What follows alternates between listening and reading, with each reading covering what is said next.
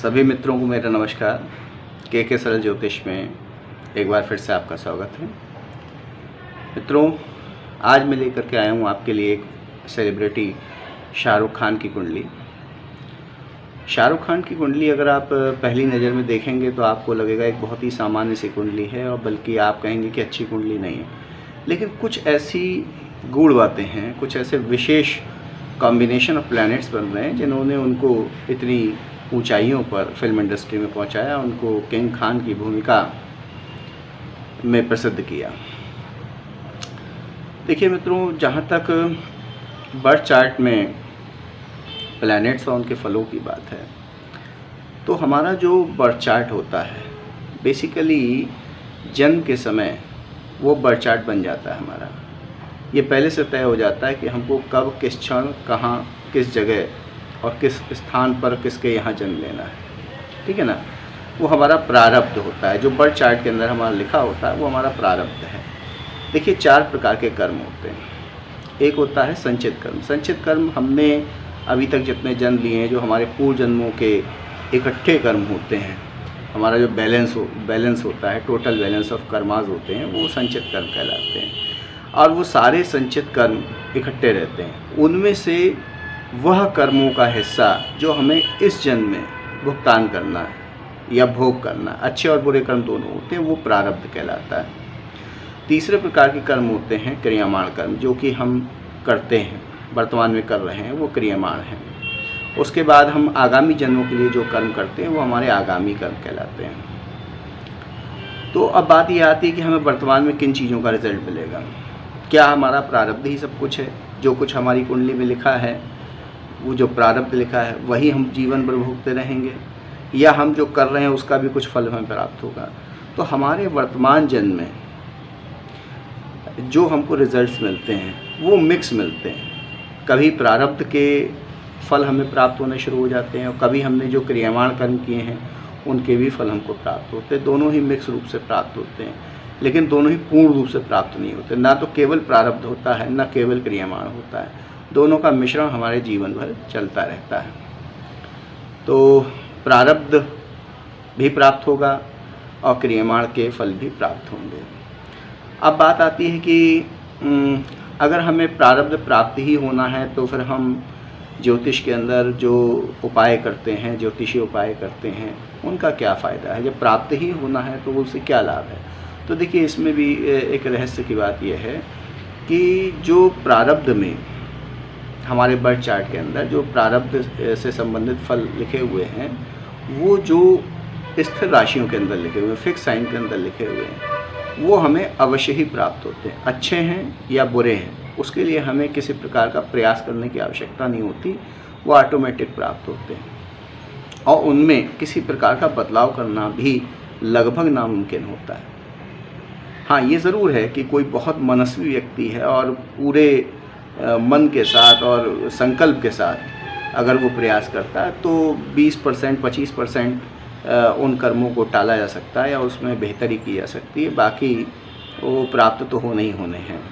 हाँ, ये ज़रूर है कि और जो वेरिएबल साइन के अंदर हमारे फल लिखे हुए हैं उनको ज़रूर हम चेंज कर सकते हैं। अगर कोई ऐसे प्रारब्ध में हमें कष्ट मिलना है और वेरिएबल साइन के अंदर वो कष्ट हमारी कुंडली में रिफ्लेक्ट हो रहा है, तो हम मंत्रों के द्वारा या अन्य उपचारों के द्वारा उसको रिमूव कर सकते हैं, कम कर सकते हैं। ये निश्चित तौर पर होता है। यही ज्योतिष का महत्व है और उपायों का महत्व है। दूसरा, ज्योतिष का एक महत्व ये भी है कि ज्योतिष हमें एक मार्ग निर्देशक के रूप में, एक गाइड के रूप में काम करता है, और हमें ये धैर्य रखने की हमारे अंदर एक क्षमता पैदा करता है कि भाई हमें जब पता रहता है कि हमारे साथ में ये ऐसा ऐसा हो सकता है तो हमें धैर्य रखना चाहिए। ये तो हमारा प्रारब्ध होना ही होना है। हालांकि अगर वेरिएबल साइन में तो हम उसे इम्प्रूव भी कर सकते हैं और सही भी कर सकते हैं। तो मित्रों, ये थी कर्म की बात। अब हम देखते हैं शाहरुख खान की कुंडली में ऐसा क्या है जिसने उनको इतना फेमस बनाया, और इतनी ऊंचाइयों पर कौन से ग्रह उनको ले गए, क्या प्लैनेट्स का कॉम्बिनेशन है, आइए देखते हैं। देखिए, ये आपके सामने शाहरुख खान का बर्थ चार्ट है, जिनका जन्म 2 नवंबर 1965 2:30 दिल्ली में हुआ है।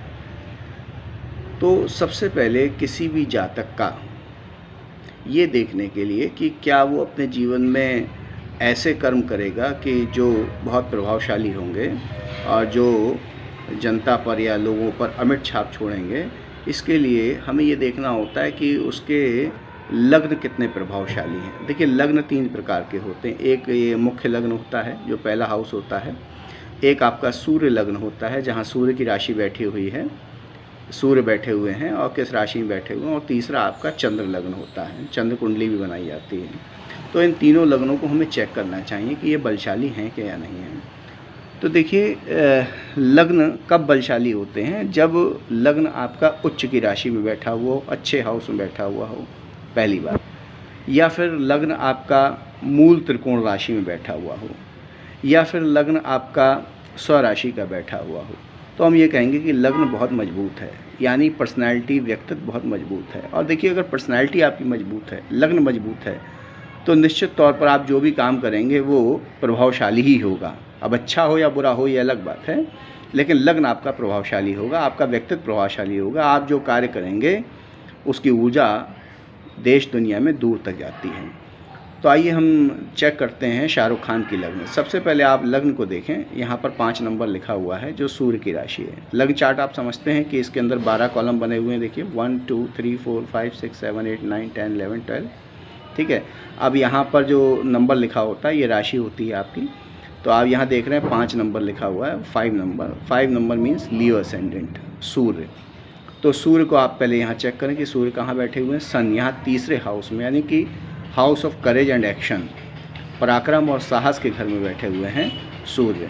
तो यदि लग्न का मालिक पराक्रम के हाउस में बैठा हुआ और ख़ास करके सूर्य या मंगल जैसा कोई ग्रह है, तो जातक का व्यक्तित्व पराक्रमी होता है, साहसी होता है ऐसा जातक। तो यहाँ पर हालांकि सूर्य 7 नंबर यानी कि तुला लिब्रा साइन के अंदर बैठे हुए हैं, जो कि इनकी नीच की राशि है।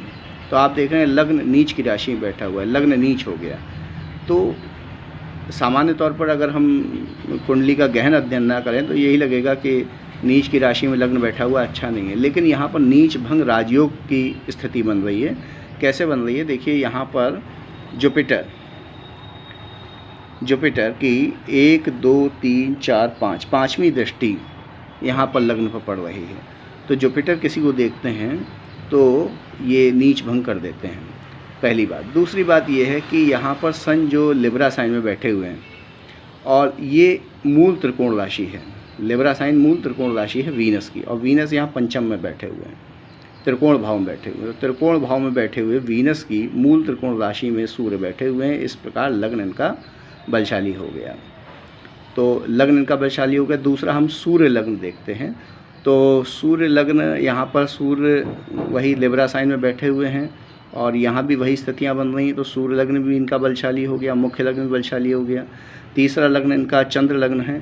चंद्र यहाँ पर अपने शत्रु शनि की राशि में बैठे हुए हैं और शनि अपनी मूल त्रिकोण राशि कुंभ राशि में बैठे हुए हैं मजबूत होकर के। तो इस प्रकार इनका चंद्र लग्न भी मजबूत हो गया। तो आप देख रहे हैं कि तीनों ही लग्न यहाँ पर मूल त्रिकोण राशि से संबंध बना रहे हैं। इस प्रकार तीनों लग्न इनके मजबूत हैं। हालांकि ये ज़रूर है, देखिए यहाँ पर सूर्य नीच राशि में बैठे हुए हैं, तो ऐसा नहीं है कि लग्न मजबूत हो गया तो नीच राशि का सूर्य अपना रिजल्ट नहीं देगा। नीच राशि का सूर्य रिजल्ट ज़रूर देता है। यहाँ पर आप देख रहे हैं कि सूर्य जो है पिता और सरकार का कारक है। तो पिता का सानिध्य इनको, जब ये 5 या 6 वर्ष के थे तभी पिता का सानिध्य इनसे छूट गया। यानी कि पिता का सुख, अगर सूर्य नीच राशि का बैठा है किसी भी कुंडली में आप देख लीजिए, तो पिता का सुख प्राप्त नहीं होता। पिता से अलगाव ज़रूर होता है, चाहे बालक पिता से दूर रहे या पिता की मृत्यु हो जाए या पिता से अनबन रहे, जो भी है, पिता का सुख प्राप्त नहीं होता यदि सूर्य नीच राशि का किसी की कुंडली में बैठा हुआ है। दूसरा, सूर्य सरकार का भी कारक है। तो सरकार से भी आप देखें कि अपने विवादित बयानों या एक्शंस की वजह से ये अक्सर विवादों में रहते हैं। तो यहाँ पर आप देख रहे हैं कि सूर्य अपनी नीच राशि का पूरा रिजल्ट दे रहा है, लेकिन नीच भंग राजयोग बनने से यहाँ लग्न बलशाली भी हो रहा है। तो ये तो आपने देखा कि तीनों प्रकार के लग्न इनके मजबूत हैं, जिससे इनका व्यक्तित्व प्रभावशाली और मजबूत बनता है। इसके बाद हम पहली चीज़ हमने ये चेक कर ली लग्न के बारे में। दूसरा, किसी भी सफल व्यक्ति की कुंडली में एक या दो से अधिक महापुरुष योग अवश्य बनते हैं। तो इनकी कुंडली में, इनके चार्ट में अगर आप देखें तो यहाँ पर देखिए चतुर्थ हाउस में 8 नंबर स्कॉर्पियो साइन है, जिसके स्वामी मंगल स्वयं अपनी राशि में यहाँ चतुर्थ स्थान में बैठे हुए हैं। तो ये रोचक नाम का महापुरुष योग बना रहे हैं। और चतुर्थ स्थान में बैठे हुए मंगल यहाँ पर भूमि के कारक होते हैं, और ये घर आपका भूमि, प्रॉपर्टी, सुख सुविधा, वाहन, मकान, माता का सुख, इन सब चीज़ों का कारक है। तो ये सारी चीज़ें इनको, आप जानते हैं कि मन्नत, इनका जो बंगला बना हुआ है कितना आलीशान है, इनके पास महंगी महंगी गाड़ियां हैं, संसार के समस्त सुख इनको प्राप्त हुए हैं क्योंकि मंगल यहाँ पर रोचक नाम का महापुरुष योग बना रहे हैं। और माता का भी इनको सहयोग जो है प्राप्त हुआ, क्योंकि पिता जब कम उम्र में ही इनका साथ छोड़ दिया था तो माता ने ही इनको सपोर्ट करके आगे बढ़ाया। तो ये एक रोचक महापुरुष योग बन रहा है। दूसरा, यहाँ पर सप्तम स्थान में आप देख रहे हैं कि ये पार्टनर का हाउस है। यहाँ पर कुंभ राशि में शनि शश नाम का महापुरुष योग बना रहे हैं। तो इनका मनपसंद विवाह गौरी खान से इनका विवाह हुआ। तो ये आप देख रहे हैं कि इस प्रकार से 2 महापुरुष योग इनकी कुंडली में बन रहे हैं, जो कि बहुत ही ज़रूरी है किसी भी एक सफल और प्रभावशाली व्यक्ति के कुंडली के अंदर बनना। तो इनके लग्न तीनों मजबूत हो गए, 2 महापुरुष योग बन रहे हैं। इसने ये तय कर दिया कि ये जातक निश्चित तौर पर जीवन में ऊंचाइयों पर जाएगा और व्यक्तित्व प्रभावशाली होगा। इसके बाद इनके कर्म क्षेत्र की बात करते हैं। तो देखिए, कर्म क्षेत्र हम देखते हैं दशम हाउस से, ये 10th हाउस से। 10th हाउस का स्वामी यहाँ पर 2 नंबर लिखा हुआ है, ये शुक्र की राशि है।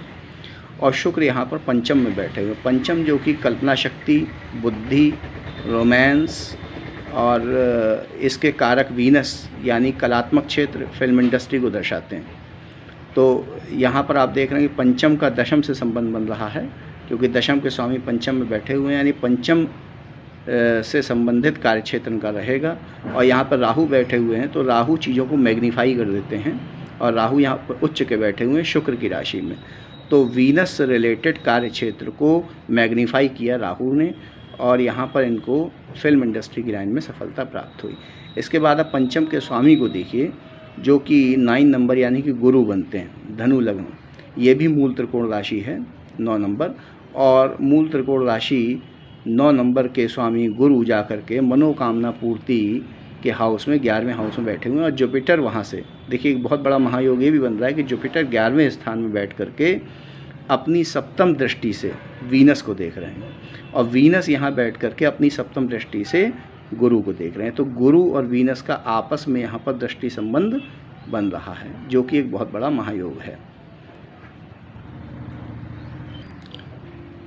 इनके बर्थ चार्ट में जो कि सूर्य की लग्न है और त्रिकोणेश यहाँ पर गुरु बनते हैं, जो कि अति योग कारक ग्रह हैं, क्योंकि अच्छे स्थान में बैठे हुए हैं। इसीलिए आप देखिए, व्यक्ति के जीवन काल में एक समय ऐसा ज़रूर आता है जब उसका भाग्योदय होता है, और भाग्योदय ज़्यादातर लग्नेश या किसी त्रिकोणेश की दशा में आता है। तो त्रिकोणेश यहाँ देखिए गुरु बन रहे हैं, और गुरु की जब इनकी देखिए, ये मैंने लिखा हुआ है 1992 में इनकी गुरु की महादशा शुरू हुई, जो कि 2008 तक चली।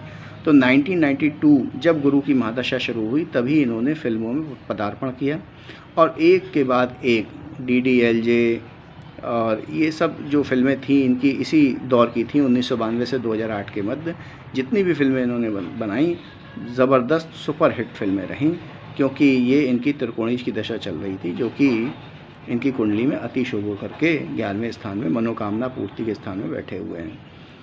इसके बाद इनकी 2008 से 2027 तक इनकी सैटर्न की दशा चलनी है। तो 2008 से जब सैटर्न की दशा शुरू हुई, तो सैटर्न यहाँ पर शश योग बना रहे हैं सप्तम स्थान में, और ये सैटर्न यहाँ पर दिग्बली भी है, क्योंकि वेस्ट में सैटर्न दिग्बली होते हैं, और अपनी मूल त्रिकोण राशि कुंभ राशि में यहाँ पर सैटर्न बैठे हुए हैं। तो ये भी इनके लिए अच्छा है, और इनका समय ठीक ठाक चल रहा है। लेकिन एक बात यहाँ नहीं भूलनी चाहिए कि शनि यहाँ अच्छे तो हैं, लेकिन चूँकि लग्नेश के मित्र नहीं हैं, लग्नेश के शत्रु हैं, ठीक है ना। तो इनको जो सफलता का रेट है, सफलता की दर है, वो उस स्थिति में नहीं होगी जो कि इनको गुरु की दशा में प्राप्त हुआ। तो इनका काम ठीक ठाक चलता रहेगा, लेकिन वो बात नहीं आ पाएगी जो गुरु की दशा में इनको प्राप्त हुई थी। इसके पश्चात 2027 के बाद इनकी मरकरी की दशा शुरू होगी। आइए मरकरी की स्थिति को देखें। तो देखिए मरकरी 6 नंबर और 3 नंबर मरकरी का होता है। ये भी धन का स्थान है और ये भी धन का स्थान है। तो जब मरकरी की इनकी महादशा शुरू होगी तो धन में वृद्धि इनके और ज़्यादा होगी, धन में कोई कमी नहीं आएगी। लेकिन मरकरी की पोजीशन अगर हम देखें तो मरकरी चतुर्थ स्थान में अपने अति शत्रु मंगल के साथ बैठे हुए हैं। यहाँ मंगल और केतु का प्रभाव है और मरकरी यहाँ आकर के पीड़ित हो गए। तो निश्चित तौर पर चतुर्थ स्थान हृदय का भी है और यहाँ पर ये दूसरा मुख्य स्थान भी है। तो निश्चित तौर पर 100% मान के चलिए कि जब मरकरी की दशा शुरू होगी तो इनको कुछ सीरियस हेल्थ इश्यूज़ अवश्य होंगे, इस बात को नोट कर लीजिए। इससे पहले इनका राहु को भी देख लेते हैं। चलिए, राहु दशम स्थान में बैठे हुए हैं जो कि राजनीति के लिए बहुत अच्छे हैं। तो अगर ये राजनीति में अपना भाग्य आजमाते हैं तो राजनीति में भी ये अच्छी खासी रूप में सफल हो सकते हैं। इसके अलावा राहु की महादशा इनकी 1975 से 1992 तक चली है। तो राहु की महादशा में इनको काफ़ी संघर्ष करना पड़ा, काफ़ी निचले स्तर से ये ऊपर आए हैं, लेकिन राहु ने इनको काफ़ी संघर्ष करवाया है।